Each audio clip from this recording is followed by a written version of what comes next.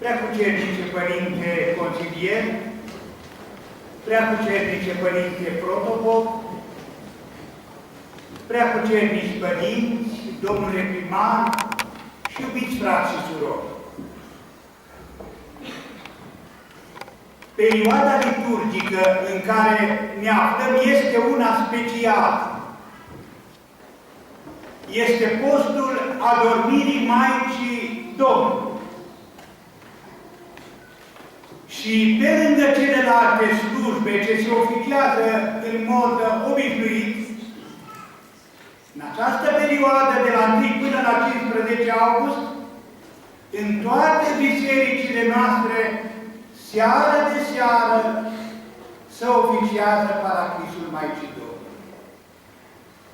Și așa ca dumneavoastră, mulți alți credincioși stăruiesc în rugăciune, nădăjduind că Dumnezeu, prin rugăciunile Preacuratei Maicii sale, se va milostivi spre lor.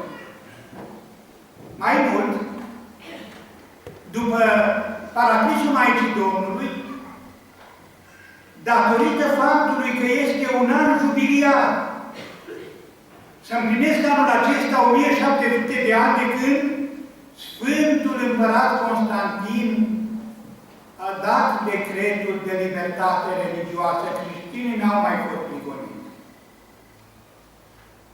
Iar dacă lucrul acesta l-a făcut în 313, după câțiva ani, în 325, a organizat primul sinod ecumenic.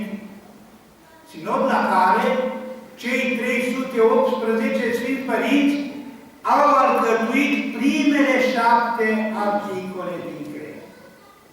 Celelalte 5, fiind alcătuite mai târziu, la al doilea sinod ecumenic din 381, care s-a ținut la Constantinopol.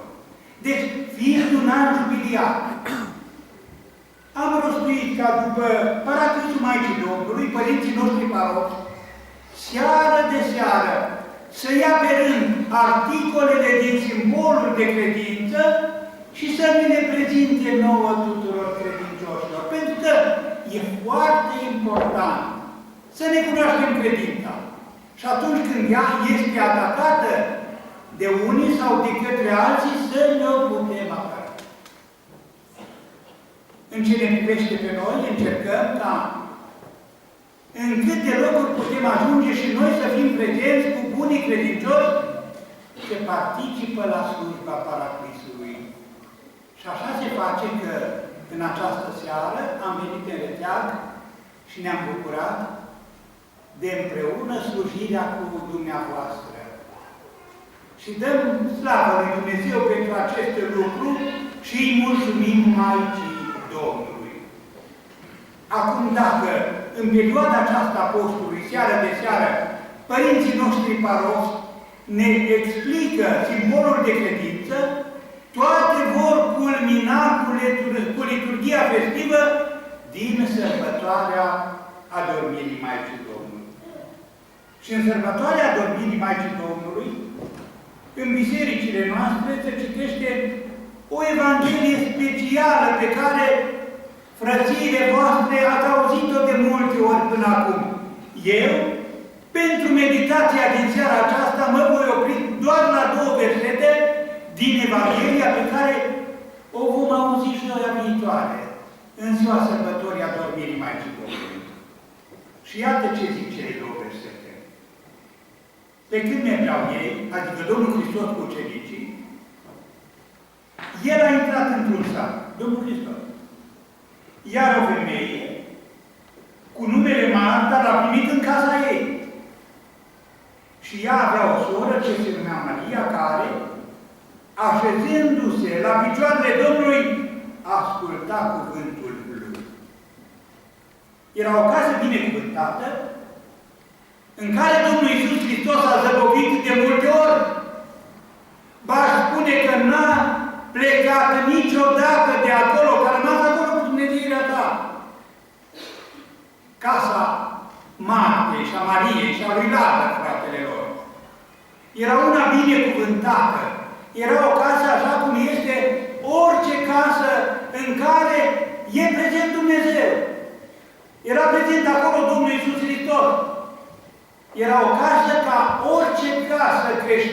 normal. De fapt, în Sfânta Scriptură, atunci când este vorba de familie, de obicei se folosește cuvântul casă, nu cuvântul familie. O femeie cu numele Marta l-a primit în casa ei, în familia ei. În intimitatea căminului lor. Și Domnul Hristos se simțea tare bine acolo. De fapt, iubiți frați și surori, tocmai la acest adevăr ne oprim noi acum. Familia creștină, casa creștină, este celula de bază a societății în care trăim noi și dacă lucrurile nu merg bine, se prăbușesc, dacă lumea trăiește așa dezordonat, e tocmai pentru faptul că familia creștină nu mai e la înălțime. De ce zic lucrul acesta? Pentru că foarte multe divorțuri au loc în ultima vreme. Înspăimântător de multe. Parcă oamenii au uitat că Dumnezeu a creat de la început familia. Zice Cartea Facerii, în capitolul 1, versetul 27 și 28, lucrul următor. A făcut Dumnezeu pe om, după chipul său l-a făcut bărbat și femeie. Și Dumnezeu i-a binecuvântat, zicând, creșteți și vă mulțiți și umpleți pământul și îl stăpâniți. A creat Dumnezeu familia în raiul pământesc, mai mult. Când Domnul Iisus Hristos era pe pământ, prima minune a făcut-o la nunta din Cana Galilei, binecuvântând familia creștină. Așa că, atunci când Sfânta Scriptură vorbește de casă, de familie, o face cu multă venerație. De pildă, în Vechiul Testament, e vorba de atâtea ori de casa lui David, iar în Noul Testament, Sfântul Pavel pomenește casa lui Ștefanac, sau casa lui Onisifor, sau alte case în care era prezent Dumnezeu și era o atmosferă deosebită. Nu numai Sfintele Scripturi, ci și tradiția noastră românească pomenește cu evlavie familiile părinților noștri, ale moșilor noștri, ale strămoșilor noștri, familii așezate, familii în care era prezent Domnul Iisus Hristos. Iată de pildă, poetul național Octavian Boga zice în poezia lui Plugarii lucrul următor. Din casa voastră unde-n vale, plâng doinele și râde hora, va răsări odată în urmă norocul nostru al tuturora. Din casa aceasta creștină, norocul nostru al tuturora își are rădăcina. Dacă mai sunt oameni buni în lume, dacă mai sunt oameni educați, oameni cu minte, sunt pentru că încă mai există familii creștine în care se dă importantă familie. Iar un alt om binecuvântat, care a vorbit de familia creștină, este scriitorul și poetul nostru Ioan Alexandru. El, când vorbește de familie, zice lucrul următor. Familia este locul unde se întemeiază rânduiala unei patrii și statornicii în spiritul legilor morale, al jertfei de sine, al răbdării, încrederii și dragostei. Este acest cui arhaic unde mai întâi un tânăr bărbat și o fată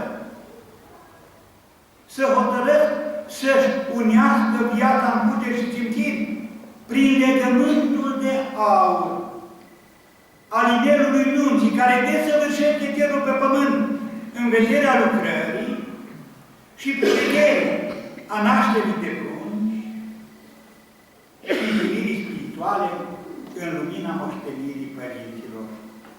Lucrul acesta el a spus și prin versuri.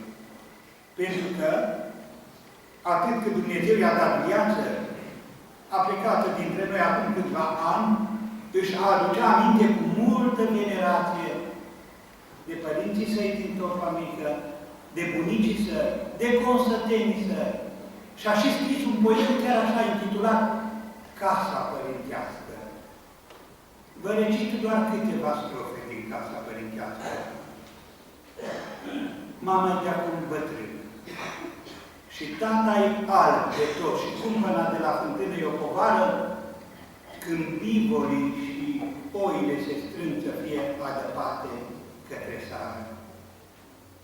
Duminica măicuța, înveșnând cernic, cu busuiocul în mână și într-o năframă, duce din bruma cât avem de grâu o prescură de jertfă la icoane.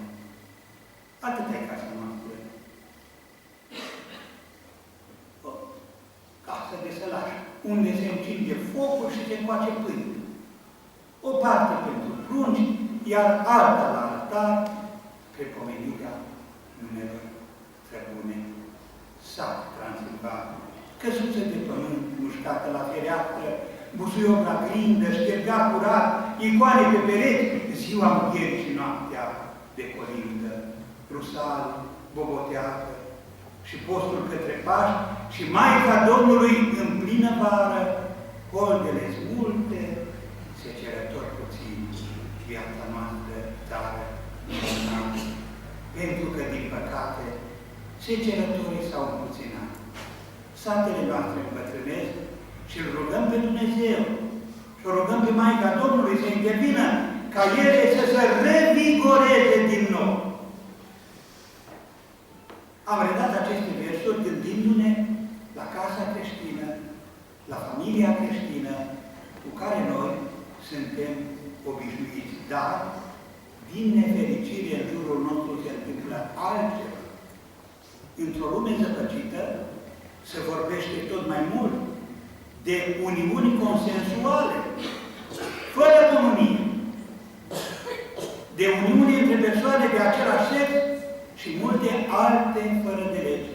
Și atunci ne întrebăm de unde vine izbăvirea. Cum tămăduim această stare de lucruri, pentru că Domnul Hristos intră și stă acolo unde este casa de creștin așezată. Păi izbăvirea vine tot din ceea ce am citit la început. Zice Sfântul Luca că Marta cea harnică se grăbea să trebăluiască și să facă cele trebuincioase pentru ospăț, dar Maria stătea la picioarele lui Iisus și asculta cuvintele lui. De acolo vine izbăvirea. Dacă oamenii vor reînvăța din nou să stea la picioarele lui Hristos, familia va deveni familie, casa casă, masa masă, țara țară, Europa Europa și lumea lume. De acolo vine salvarea. Și stând la picioarele Domnului Iisus Hristos, ascultându-i cuvintele, El ne va învăța pe noi pe toți măcar 3 lucruri pentru redresarea familiei. Primul lucru pe care ne învață Domnul Iisus Hristos este acela că trebuie să ne rugăm tata, mama, copilașii, măcar 5 minute dimineața, măcar 10 minute seara, din nefericire seara, ne prinde somnul cu televizorul mergând și nu mai acordăm Domnului cele 10 minute. Deci primul sfat pe care ne l-a dat Domnul Hristos dacă stăm la picioarele Lui este acela să ne rugăm cât de puțin dimineața și seara. Al doilea sfat ce ne l-a dat este următorul. După o săptămână de trudă să venim la biserică, la liturghie, să-i dăm 2 ceasuri măcar și lui Dumnezeu. Și al treilea sfat pe care ne l-a dat Domnul Hristos este acela ca familiile noastre, tinere sau mai puțin tinere, atunci când este vorba de bucuriile pe care Dumnezeu le îngăduie muritorilor pe pământ, soțul și soția cu copilașii să le guste împreună, să meargă împreună și la munte, și la mare, și în alte locuri, nu de unii singuri, pentru că atunci se prăbușește familia. Atâta soți sau soții, din cauza sărăciei de acasă, s-au dus la lucru în Italia, în Spania, în Anglia, dar dacă n-au mers împreună, foarte multe familii s-au destrămat. Iată, iubiți frați și În această seară, când Dumnezeu ne-a îngăduit bucuria să fim împreună, am meditat la cea mai scumpă comoară pe care Dumnezeu ne-a lăsat-o, familia creștină, casa creștină, celula de bază a societății. Dacă vom avea familii creștine și case creștine, se vor redresa din nou toate lucrurile. Rugăm de Maica Domnului să îndevină la Dumnezeu și la Domnul nostru Iisus Hristos, Mântuitorul, ca efectiv să aibă grijă de familiile creștine și să trăiască așa, încât Domnul Iisus Hristos să prefere să rămână acolo și să dea o urmă vieții noastre. Amin. În al preasfințite Monica